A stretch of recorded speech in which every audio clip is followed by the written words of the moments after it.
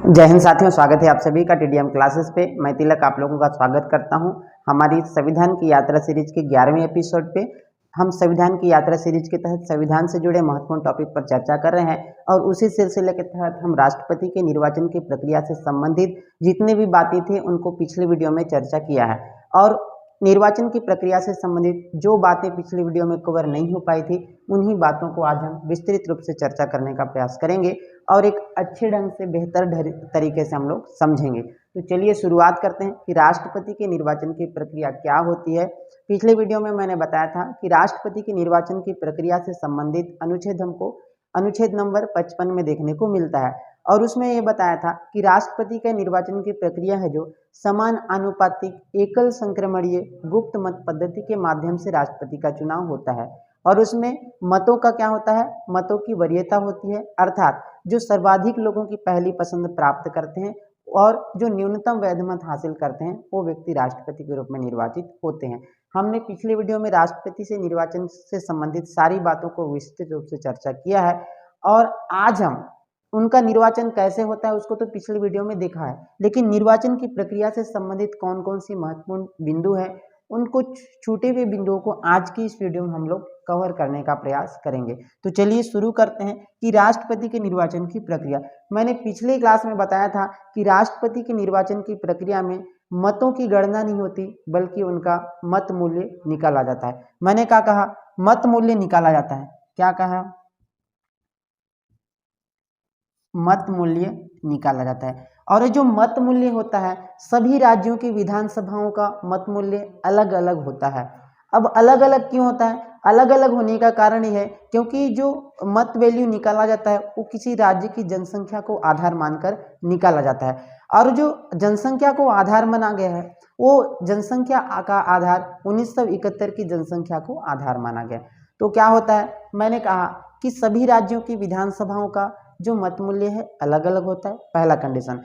अलग अलग होने के पीछे का कारण है क्योंकि अलग अलग राज्यों की जनसंख्या अलग अलग होती है। दूसरी बात, अब वो जनसंख्या का आधार कौन है, 1971 की जनगणना को आधार माना गया है, यानी कि 1971 में उस राज्य की जनसंख्या कितनी थी उसी जनसंख्या के आधार पर मत वैल्यू निकाला जाता है। तो मैंने क्या कहा, सभी राज्यों की विधानसभाओं का मत मूल्य अलग होता है। क्या होता है, सभी राज्यों की विधानसभाओं मत मूल्य अलग अलग होता है, अलग अलग होता है। पहला कंडीशन।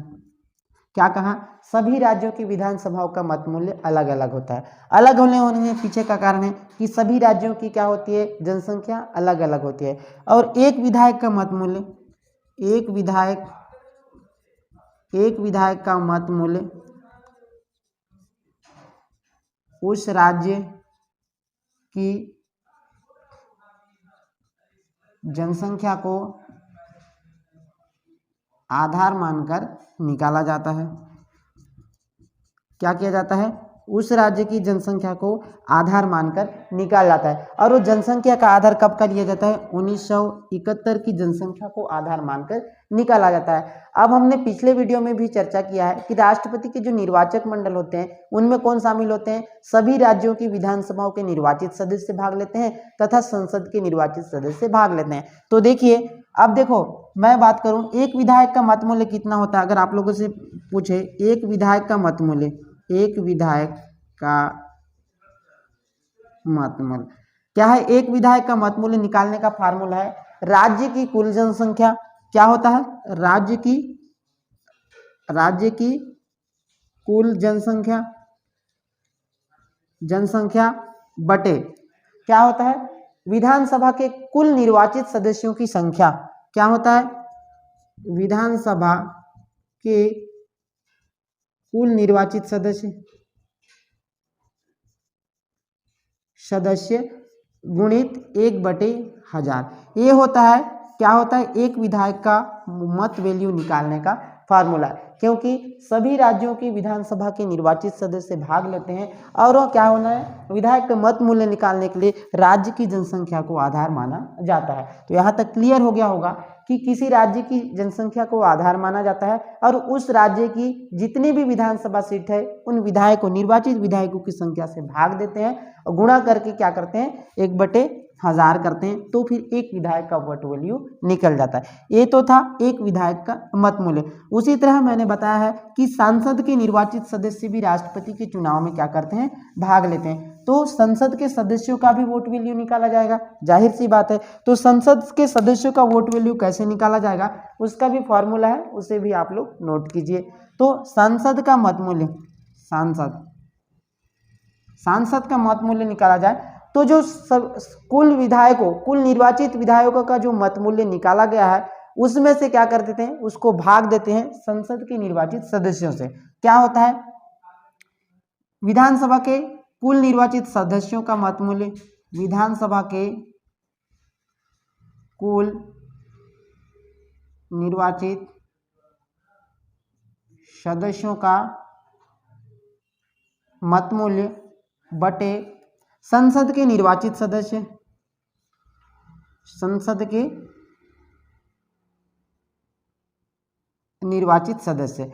अब विधानसभा के कुल निर्वाचित सदस्यों का वोट वैल्यू जो निकाले हैं उसमें से भाग देते हैं संसद के निर्वाचित सदस्यों से, तो हमारा एक सांसद का मत वैल्यू निकल जाता है। इसीलिए आप राष्ट्रपति के जो चुनाव का जो गणना होती है उसमें आप देखते होंगे कि इतना वोट पाया ऐसा करके नहीं आता है न्यूज़ में भी, कि उनकी वोट वैल्यू जो है इतनी थी, लाखों में होती है। अब वो वोट वैल्यू लाखों में होने का कारण यही है कि उसमें मत की गणना नहीं होती बल्कि मत का वैल्यू निकाला जाता है। यही होता है आपका सांसद और विधायक का मत मूल्य। तो मत मूल्य आपको क्लियर रूप से समझ में आ गया होगा। अगला हम देखते हैं इनसे जुड़े कुछ फैक्ट जो राष्ट्रपति के निर्वाचन की प्रक्रिया से संबंधित होते हैं और वहां से कुछ न कुछ प्रश्न आप लोगों को देखने को मिलते हैं। तो जैसे मैं पूछूं कि राष्ट्रपति का निर्वाचन जो है कौन करवाता है, तो करवाता है केंद्रीय निर्वाचन आयोग। तो लिख लीजिए, राष्ट्रपति का निर्वाचन कौन करवाता है, राष्ट्रपति का चुनाव कौन कराता है, केंद्रीय निर्वाचन आयोग करवाता है। अब केंद्रीय निर्वाचन आयोग की बात करूं तो इसका उल्लेख अनुच्छेद 324 में है और एक प्रकार का क्या है, संवैधानिक आयोग है। कौन सा आयोग है, संवैधानिक आयोग है। अब ये संवैधानिक आयोग क्या है, संवैधानिक आयोग उस संस्था या उस आयोग को कहते हैं जिसका वर्णन भारतीय संविधान में कहीं न कहीं पर देखने को मिलता है और इसका उल्लेख भारतीय संविधान के अनुच्छेद 324 में देखने को मिलता है। इसलिए केंद्रीय निर्वाचन आयोग क्या है, एक प्रकार का संवैधानिक आयोग है और यह राष्ट्रपति का निर्वाचन करवाता है। और जितने भी नगरीय निकाय और स्थानीय निकाय को छोड़कर जितने भी चुनाव होते हैं उसका चुनाव कौन करवाता है, केंद्रीय निर्वाचन आयोग करवाता है। नोट करके लिख लीजिए, नगरीय प्लस स्थानीय निकाय को छोड़कर, नगरीय प्लस स्थानीय निकाय को छोड़कर जितने भी चुनाव होते हैं, जितने भी चुनाव होते हैं कौन करवाता है, केंद्रीय निर्वाचन आयोग करवाता है। केंद्रीय निर्वाचन आयोग करवाता है।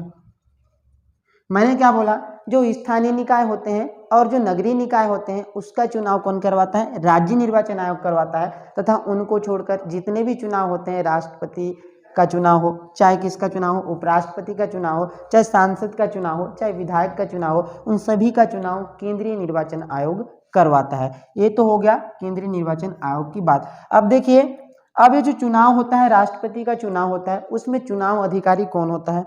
प्रश्न अगर पूछे कि जो चुनाव होता है उसमें चुनाव अधिकारी कौन होता है, चुनाव अधिकारी जिसको बोलते हैं रिटर्निंग ऑफिसर, रिटर्निंग ऑफिसर। अब रिटर्निंग ऑफिसर कौन होंगे, लोकसभा के जो महासचिव होते हैं वो रिटर्निंग ऑफिसर होते हैं। कौन होते हैं, लोकसभा के महासचिव, लोकसभा के जो महासचिव होते हैं वो रिटर्निंग ऑफिसर होते हैं। और मेरा ये प्रश्न आप लोगों से है कि जो लोकसभा के महासचिव होते हैं उनकी नियुक्ति कौन करता है। पहला ऑप्शन है आप लोगों के पास केंद्रीय निर्वाचन आयोग, दूसरा ऑप्शन है संसद, तीसरा प्रधानमंत्री की सलाह से राष्ट्रपति, और चौथा ऑप्शन है लोकसभा का अध्यक्ष। मेरा ऑप्शन है पहला क्या है केंद्रीय निर्वाचन आयोग, दूसरा है कौन राष्ट्रपति, तीसरा मंत्रिपरिषद की सलाह से कौन करते हैं, पहला ऑप्शन है केंद्रीय निर्वाचन आयोग, दूसरा है संसद, तीसरा है प्रधानमंत्री की सलाह से राष्ट्रपति, और चौथा ऑप्शन मेरा है लोकसभा का अध्यक्ष। तो क्या है इसका आंसर कमेंट बॉक्स में दीजिए। जो लोकसभा के महासचिव होते हैं ये पहली बात तो कौन होते हैं, आईएएस होते हैं, आईएएस अधिकारी होते हैं, और इनकी नियुक्ति कौन करता है, इनकी नियुक्ति कौन करते हैं, लोकसभा के अध्यक्ष करते हैं इनकी नियुक्ति। अर्थात जो लोकसभा के महासचिव जो राष्ट्रपति के चुनाव में रिटर्निंग ऑफिसर के रूप में काम करते हैं उनकी नियुक्ति कौन करते हैं, लोकसभा के अध्यक्ष करते हैं। ये तो था रिटर्निंग ऑफिसर से संबंधित बातें। अगला देखते हैं, रिटर्निंग ऑफिसर हो गया। उसके बाद अब देखिए कि जो राष्ट्रपति के लिए क्या होता है, उम्मीदवार के रूप में हमको फॉर्म भरना है, नामांकन भरना है। उसके लिए क्या होता है, पहले बात तो लिखिए राष्ट्रपति चुनाव, राष्ट्रपति चुनाव।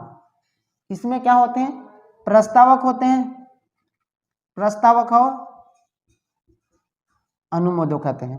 प्रस्तावक और क्या होते हैं, अनुमोदक होते हैं। अर्थात कितने लोग इनके नाम का प्रस्ताव भेजेंगे, रखेंगे, और कितने लोग इनको क्या करेंगे, अनुमोदक करेंगे। तो देखिए प्रस्तावक और अनुमोदक की अगर मैं बात करूं तो 50 और 50 क्या होना चाहिए, प्रस्तावक और अनुमोदक होना चाहिए राष्ट्रपति के चुनाव के रूप में फॉर्म भरने के लिए। और ये प्रस्तावक और अनुमोदक कौन होते हैं, अब देखिए क्या होता है, मैंने कहा राष्ट्रपति के चुनाव के लिए 50 प्रस्तावक और 50 अनुमोदक होना चाहिए। इसीलिए राष्ट्रपति के चुनाव की प्रक्रिया में कोई भी क्या नहीं कर सकता, नामांकन नहीं भर सकता। अब आप बोलेंगे कि प्रस्तावक और अनुमोदक 50-50 100 व्यक्ति तो ही जुटाना है। 100 व्यक्ति आसानी से कोई भी व्यक्ति जुटा लेगा और राष्ट्रपति का चुनाव के लिए नामांकन फॉर्म भर लेगा।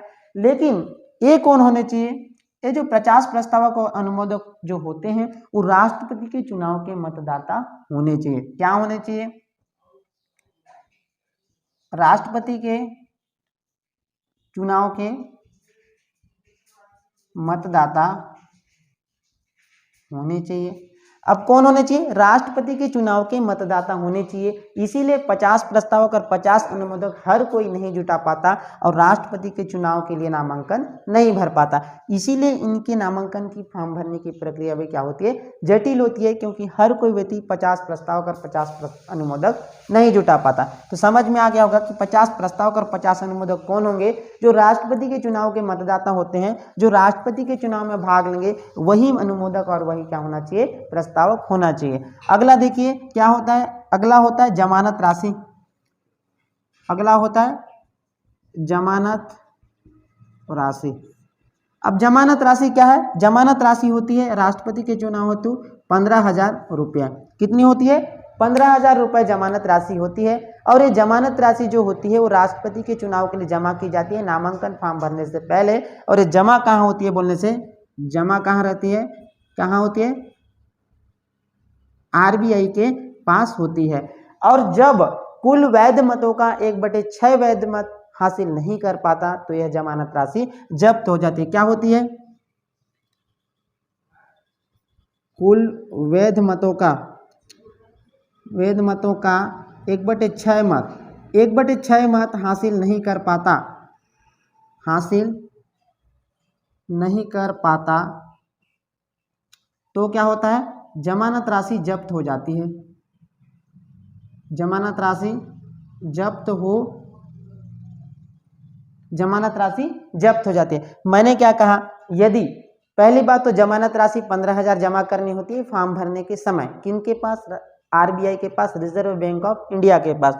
लेकिन जब ये जमानत राशि तब जब्त हो जाएगी यदि कोई उम्मीदवार कुल वैध मतों का 1/6 मत हासिल नहीं कर पाता है तो यह जमानत राशि जब्त हो जाती है।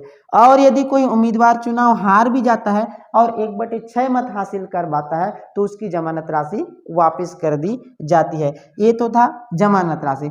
उसके बाद अगला देखते हैं कि मैंने निर्वाचक मंडल में ये बताया है कि राष्ट्रपति के जो चुनाव की प्रक्रिया होती है उसमें संसद के जो निर्वाचित सदस्य हैं वो भाग लेते हैं और विधानसभा के निर्वाचित सदस्य भाग लेते हैं, लेकिन विधान परिषद के सदस्य और संसद के जो मनोनीत सदस्य होते हैं वो भाग नहीं लेते हैं। अब देखिए यहाँ पर क्लियर लिख देते हैं कि संसद के मनोनीत सदस्य, क्या लिखना है, संसद के मनोनीत सदस्य तथा विधान परिषद के सदस्य क्या नहीं लेते, भाग नहीं लेते राष्ट्रपति चुनाव में, भाग नहीं लेते हैं। देखिए इसको अच्छे ढंग से समझिएगा, क्योंकि यहाँ पर से कभी कभार इंटरव्यू वगैरह में प्रश्न पूछा जा सकता है या फिर आपको एग्जाम में भी देखने को मिल सकता है। मैंने क्या कहा, जो संसद के मनोनीत सदस्य होते हैं वो राष्ट्रपति के चुनाव में भाग नहीं लेते हैं, और दूसरा विधान परिषद के जो सदस्य होते हैं वो भी निर्वाचन की प्रक्रिया में भाग नहीं लेते हैं। अब संसद के सदस्य जो मनोनीत सदस्य होते हैं वो भाग क्यों नहीं लेते हैं, ऐसा प्रश्न भी पूछ सकता है। संसद के मनोनीत सदस्य पहली बार कितने सदस्यों को मनोनीत करते हैं, 12 सदस्यों को मनोनीत करते हैं, और मनोनीत कौन करते हैं, राष्ट्रपति ही करते हैं। संसद के सदस्य को मनोनीत राष्ट्रपति ही करते हैं, इसलिए पहला कारण यह है कि राष्ट्रपति के चुनाव में मनोनीत सदस्य भाग नहीं लेते। ये आपका ही आंसर होना चाहिए। दूसरा प्रश्न यह है कि विधान परिषद के सदस्य भी भाग नहीं लेते हैं, क्यों, कारण बताइए। तो विधान परिषद के सदस्य राष्ट्रपति के चुनाव में इसलिए भाग नहीं लेते हैं क्योंकि पहली बात तो विधान परिषद की संख्या पूरे भारतवर्ष में केवल 6 राज्यों में है, पहला सिचुएशन, और यदि इनको राष्ट्रपति के चुनाव की प्रक्रिया में भाग लेने की अनुमति मिल जाती है तो अन्य राज्य हैं उनकी तुलना में ये जो 6 राज्य है उनकी महत्ता राष्ट्रपति के चुनाव में तो क्या हो जाएगी, बढ़ जाएगी, और जिससे क्या हो जाएगा, असमानता उत्पन्न हो जाएगी। और इन्हीं असमानता को दूर करने के लिए विधान परिषद के सदस्य भी राष्ट्रपति के निर्वाचन की प्रक्रिया में भाग नहीं लेते। मैंने क्या कहा, संसद के सदस्य को राष्ट्रपति ही मनोनीत करते हैं, इसी कारण संसद के मनोनीत सदस्य भी राष्ट्रपति के चुनाव में भाग नहीं लेते हैं, पहला कारण। दूसरा, विधान परिषद के सदस्य भी भाग नहीं लेते हैं, इसका कारण ये है क्योंकि विधान परिषद की संख्या सभी राज्यों में नहीं है, केवल 6 राज्यों में है, और यदि इनको राष्ट्रपति के चुनाव की प्रक्रिया में भाग लेने के लिए अनुमति मिल जाती है तो अन्य राज्य हैं उनकी तुलना में 6 राज्यों की महत्ता बढ़ जाएगी, और जिससे कि असमानता उत्पन्न होगा, और इन्हीं असमानता को दूर करने के लिए इनको भी राष्ट्रपति के चुनाव में भाग लेने नहीं दिया जाता, या फिर विधान परिषद के सदस्य भी राष्ट्रपति के चुनाव में भाग नहीं लेते हैं। ये तो हो गया संसद के सदस्य और विधान परिषद के सदस्य राष्ट्रपति के चुनाव में भाग नहीं लेते, इसका मैं आपको कारण बता रहा था। ठीक है, अगला चीज आप लोग देख लिए। मेरा एक प्रश्न आप लोगों से है कि यदि राष्ट्रपति का चुनाव हो रहा है और उसी समय किसी राज्य की विधानसभा भंग हो गई है तो क्या राष्ट्रपति का चुनाव संपन्न होगा, पहला आप लोगों से प्रश्न। दूसरा प्रश्न आप लोगों से कि यदि किसी राज्य की विधानसभा राष्ट्रपति के चुनाव समय भंग हुई है तो उस विधानसभा के सदस्य राष्ट्रपति के चुनाव में भाग लेंगे या नहीं, तो आप लोग कमेंट बॉक्स में आंसर दीजिए। पहला प्रश्न है, क्या है, मैं बोला यदि किसी राज्य की विधानसभा राष्ट्रपति के चुनाव के समय ही भंग हो जाती है तो क्या राष्ट्रपति का चुनाव होगा, पहला प्रश्न। दूसरा प्रश्न आप लोगों से है कि यदि किसी राज्य की विधानसभा राष्ट्रपति चुनाव समय भंग हुई है तो क्या उस राज्य की विधानसभा के सदस्य राष्ट्रपति के चुनाव में भाग लेंगे, तो कमेंट बॉक्स में आंसर दीजिए उसका। तो देखते हैं, तो आंसर ये है कि यदि किसी राज्य की विधानसभा राष्ट्रपति के चुनाव के समय भंग हो गई है तो उस राज्य की तो भी क्या होगा, राष्ट्रपति का चुनाव किसी भी परिस्थिति में रोका नहीं जाएगा, पहला। ठीक है, दूसरा, यदि भंग हुई है तो उस राज्य की विधानसभा के सदस्य राष्ट्रपति के चुनाव में भाग नहीं लेते हैं। नोट करके लिख लीजिए, आप लोग को कॉन्सेप्ट क्लियर हो जाएगा इससे। यदि किसी राज्य की विधानसभा, यदि किसी राज्य की विधानसभा राष्ट्रपति चुनाव समय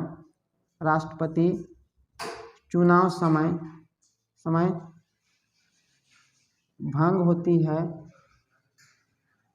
तो भी राष्ट्रपति का चुनाव की प्रक्रिया किसी भी परिस्थिति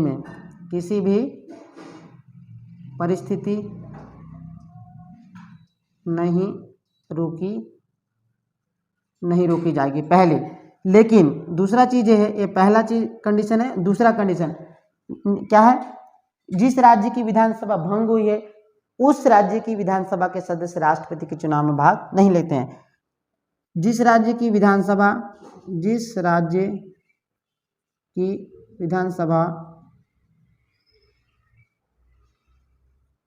हुई है उस राज्य की विधानसभा के सदस्य राष्ट्रपति चुनाव में भाग नहीं लेते हैं। क्या होता है? राष्ट्रपति चुनाव में भाग नहीं लेते हैं।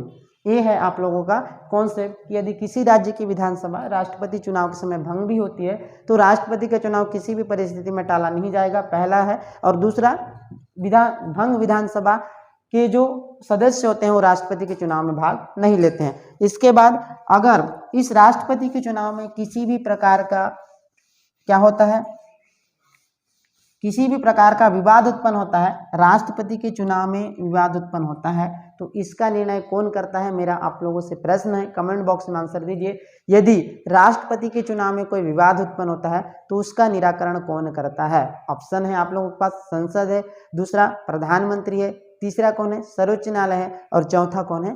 राष्ट्रपति। आप लोग कमेंट बॉक्स में आंसर दीजिए। तो क्या होता है? राष्ट्रपति के चुनाव में उत्पन्न विवाद, राष्ट्रपति के चुनाव में उत्पन्न विवाद का निपटारा कौन करता है? सुप्रीम कोर्ट करता है। सुप्रीम यानी कि सर्वोच्च न्यायालय करता है।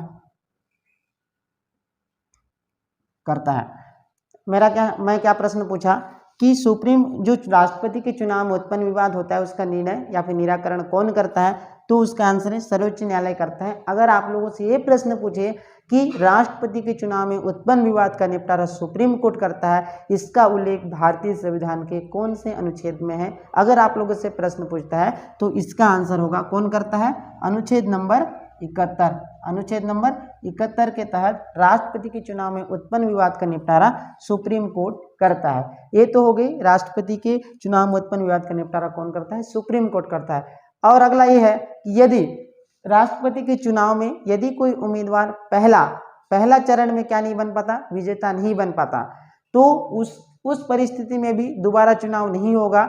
उस परिस्थिति में सेकंड प्रेफरेंस यानी द्वितीय चरण की गणना के आधार पर क्या की जाएगी?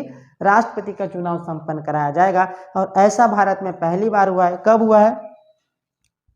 1969 में वीवी गिरी जब राष्ट्रपति बने थे तो उस समय क्या है, ये ऐसे राष्ट्रपति है जो सेकंड प्रेफरेंस से क्या बने हैं? राष्ट्रपति बने हैं। ऐसा भारत में केवल एक बार ही हुआ है। अर्थात एक बारी में अगर राष्ट्रपति विजेता नहीं बन पाते हैं कोई उम्मीदवार, तो भी राष्ट्रपति का चुनाव दोबारा नहीं होगा। इस स्थिति में जो हमने पढ़ा था प्रेफरेंशियल वोटिंग सिस्टम के तहत क्या होता है? एकल संक्रमणीय मत पद्धति, उसके माध्यम से जो थर्ड नंबर के प्रत्याशी होते हैं उसको राष्ट्रपति के चुनाव की प्रक्रिया से बाहर कर दिया जाता है, और उनकी जो वोट होती है उसमें देखा जाता है कि उनने भी तो दूसरा पसंद किसी को दिया होगा, तो उसमें से जितना भी दूसरा पसंद दिया होता है उसमें से क्या किया जाता है? वोट को डिवाइड करते हैं, और सर्वाधिक लोगों की पहली पसंद के साथ साथ जिन्होंने भी न्यूनतम वैध मत हासिल करते हैं वे राष्ट्रपति बनते हैं। तो साथियों, ये था राष्ट्रपति के निर्वाचन से संबंधित सभी बिंदु जिसको मैंने आप लोगों के समक्ष रख दिया है, और उम्मीद करता हूं कि इस निर्वाचन की प्रक्रिया से संबंधित सारे जो बिंदु हैं आप लोगों को बहुत अच्छी तरह से समझ में आ गया होगा। अगर आप इसको एक दो बार देख लेंगे तो आप लोगों को निर्वाचन की प्रक्रिया और निर्वाचक मंडल से संबंधित जितने भी प्रावधान है वो बहुत बेहतर ढंग से समझ में आ जाएगा। और आप लोग इसको नोटबुक में नोट करते जाइए, जिससे कि आप लोगों को जब संविधान की यात्रा सीरीज कंप्लीट होगी तो आप लोगों के पास एक बेहतर नोट्स होगा। और आज की वीडियो में इतना ही, मिलते हैं अगली क्लास में। Thank you.